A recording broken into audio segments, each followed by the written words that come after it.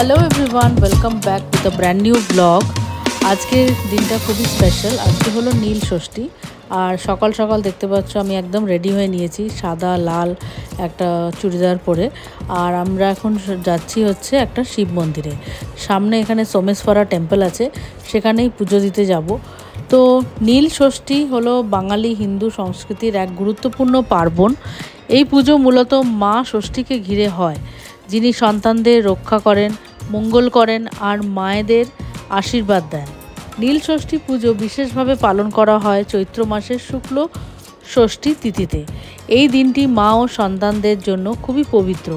বিশেষ করে যারা সন্তানের মঙ্গল কামনায় ব্রত রাখেন, তারা এই দিনে উপবাস করেন এবং স্নান করে নতুন বস্ত্র পরে এবং মা ষষ্ঠীর আরাধনায় মন্দিরে যান বা ঘরেতে পুজো করেন, যেটা ইচ্ছে।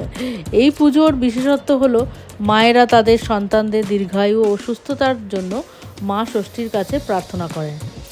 অনেক সময় মাটির ছোট ছোট পুতুল দিয়ে ষষ্ঠী ঠাকুরের পুজো হয়, আর বাড়িতে তৈরি হয় উপোসের জন্য নিরামিষ খাবার, যেমন 7 রকম শাক, ফল, দই, মুড়ি প্রভৃতি।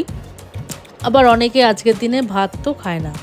এই দিনটিকে অনেকেই আর মা ষষ্ঠী বা অরদ্ধন ষষ্ঠী নামেও ডাকেন, কারণ এই দিনে অনেক বাড়িতে রান্না না করে আগের দিনের খাবারগুলো খাওয়া হয়। এইভাবেই মা ও সন্তানের এক অদৃশ্য অথচ গভীর সম্পর্ককে উৎসবের রূপ দেয় নীল ষষ্ঠী। আর শুধু এটাই নয়, পুরাণে আরও একটা গল্প আছে। এখানে শিবেরও একটা কানেকশান আছে মহাদেবের সাথে। মা ষষ্ঠীর কী করে আর এই নীল ষষ্ঠী পুজোর কী করে কানেকশানটা হয় খুব একটা ভালোভাবে জানি না, ততটা শুনেছি। একজন আর কি স্বামী স্ত্রী ছিলেন, তাদের অনেক সন্তান হচ্ছিল কিন্তু কারোরই আয়ু হচ্ছিল না। তো সেই জন্যে তখন তারা যখন কাশি যায়, তখন সেখানে মা ষষ্ঠী একটি মেয়ে রূপে এসে, মহিলা রূপে এসে তাদেরকে আবির্ভাব হয়ে বলেন যে দেখো, এরমভাবে ব্রত করো, ষষ্ঠীর উপাসনা করো এবং তারপরে মহাদেবের পুজো করো। আর এখান থেকেই শুরু হয় এই নীল পুজো। তো সেগুলো করার পরে তাদের আবার সন্তান হয় এবং সে খুবই সুস্থ, দীর্ঘায়ু এবং খুবই ভালোভাবে তাদের জীবনযাপন শুরু হয়। এবং সেই থেকে যে নীল পুজো শুরু হলো, সেই নীল ষষ্ঠী পুজো আজও প্রচলিত আছে বাংলার ঘরে ঘরে। তো এইভাবেই মা ও সন্তান, এটা শুধু সন্তানের জন্যই বলবো না, তোমরা চাইলে তোমার মা বাবা, স্বামী, তোমার কাছের যে কোনো মানুষের জন্য এই ব্রত করতে পারো, এই পূজা করতে পারো। এবং তোমাদের কাছে মহাদেবের মূর্তি থাকলে বা মহাদেবের কিছু থাকলে সেখানে পুজো দিতে পারো, মন্দিরে গিয়ে দিতে পারো। তো সেটাই। তো ছোটোবেলা থেকে মাকেও দেখে এসেছিলাম করতো, তো সেই থেকে আমারও কোথাও গিয়ে একটা ইচ্ছা আছে। তো আমি আজ থেকে না, আমি অনেক বছর ধরেই করি, তো আমার বেশ ভালো লাগে। এখানে দেখো সোমেশ্বরা টেম্পলে চলে এসেছি। ব্যাঙ্গালোরে সোমেশ্বরা টেম্পলটা খুব বিখ্যাত। এখানে শুধু একটা নয়, এখানে অনেক সোমেশ্বরা টেম্পল আছে। তো এটা আমাদের বাড়ির সামনের যেটা, সেখানে এসেছি।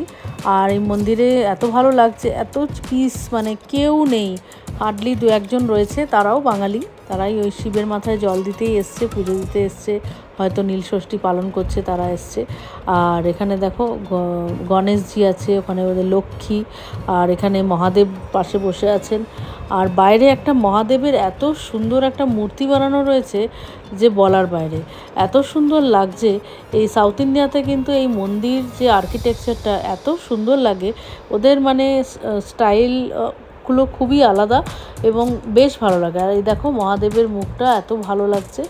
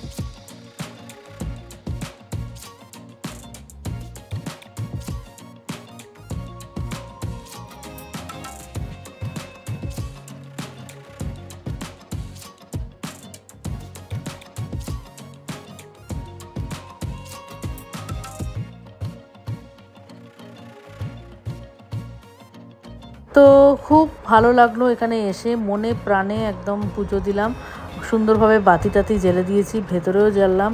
আর এখানে দেখো মন্দিরটা তোমাদেরকে বাইরে থেকে দেখাই, খুব সুন্দর। আর ওই সামনে দেখতে পাচ্ছ ওগুলো কিন্তু বেল গাছ। আজকে আমরা কোথাও বেলপাতা পাইনি, আসার সময় ওখান থেকে দেখলাম একজন তুলছিল দু একটা বেলপাতা, আমরাও একদম কচি কচি একদম সুন্দর ফ্রেশ আমরাও তুলে নিলাম, নিয়ে তারপর আরামসে পুজো দিলাম। মানে এত ভালো লাগছে জায়গাটায় এসে, সত্যি সকালটা খুব সুন্দর কাটলো।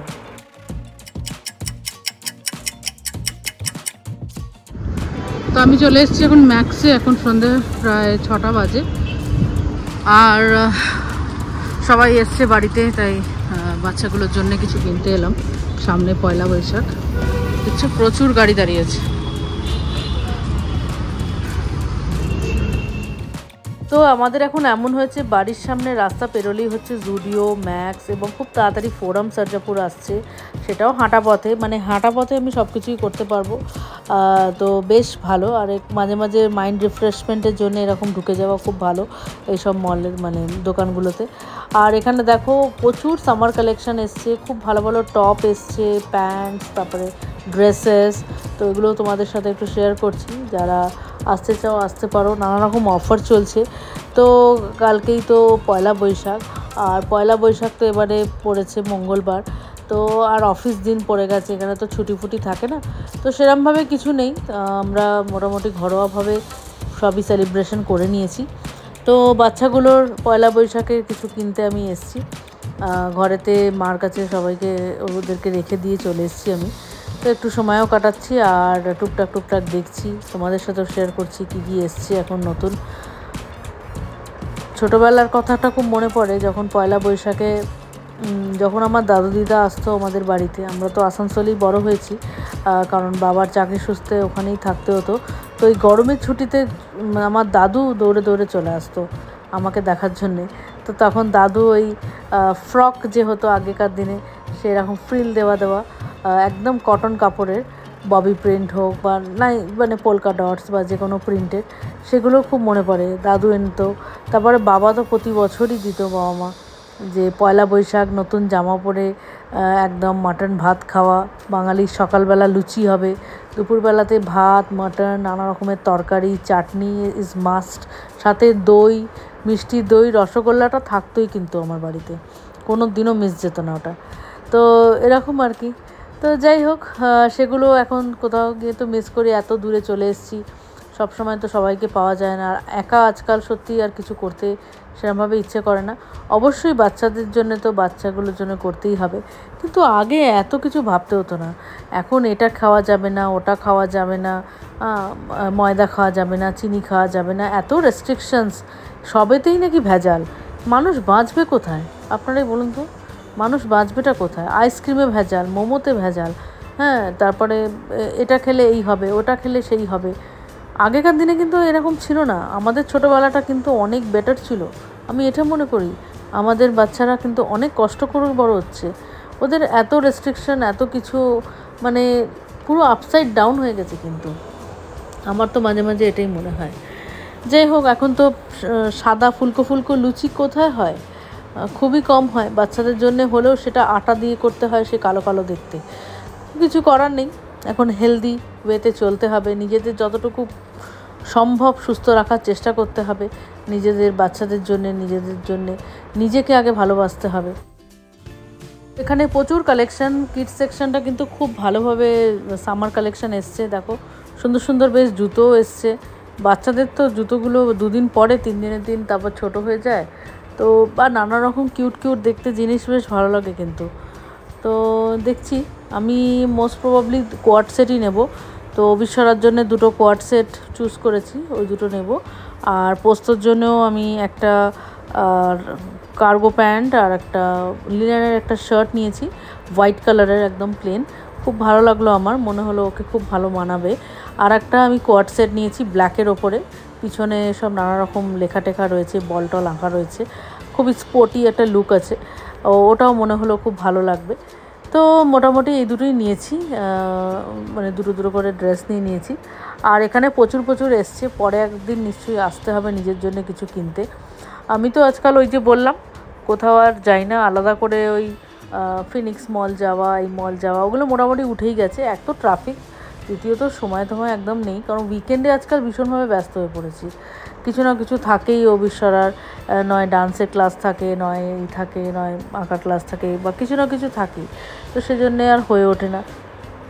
এখানে প্রচুর ড্রেসের কালেকশান এসছে, দেখলাম সামার ড্রেস, ফ্লোরাল প্রিন্ট, নানা রকমের অ্যাবস্ট্রাক্ট প্রিন্ট, তো এগুলো কিন্তু বেশ ভালো। আমি আগেও একটা দুটো কিনে পরেছি, খারাপ লাগে না এমনি। আর এখানে দেখো দেখতে দেখতে বিলিং কাউন্টারে চলেই এসেছি, তো আর বেশি দেরি করে লাভ নেই, চলো তাহলে বাড়ি যাওয়া যাক। আর আজকের ব্লগটাকে এখানেই শেষ করা যাক। তো আশা করি তোমাদের আজকের এই ছোট্ট ব্লগটা ভালো লেগেছে। যদি ভালো লেগে থাকে তাহলে মাইন্ড বাটারের পাশে থেকো, অবশ্যই সাবস্ক্রাইব করতে একদম ভুলো না যারা নতুন আমার চ্যানেলে, লাইক কমেন্ট অ্যান্ড শেয়ার। চলো টাটা বাই।